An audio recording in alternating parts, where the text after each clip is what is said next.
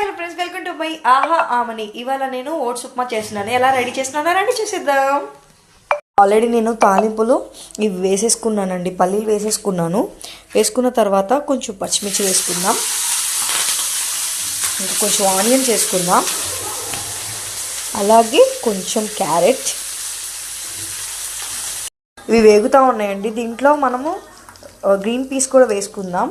Green peas వేసేసుకొని ఒకసారి కలిపేసుకుందాం. ఇవి వేగిపోతుంటాయి.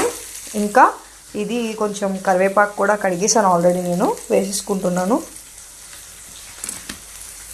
ఆ తర్వాత ఇది కొంచెం వేగిన తర్వాత టమాటా కూడా వేసుకుందాం. ఓకేనా? అన్నీ ఇలా ఉప్మా అంటారు కదండి, ఏ ఉప్మాకైనా ఇవన్నీ వెజ్జీస్ ఉంటేనే కొంచెం టేస్ట్ ఉంటుందండి, బాగుంటుంది కూడా. కొంచెం వేసేసుకుందాం. ఇది కూడా టమాటా కూడా వేసేసాను. ఇవన్నీ వేసుకుంటేనే టేస్ట్ ఉంటుందండి, బాగుంటుంది, చాలా బాగుంటుంది.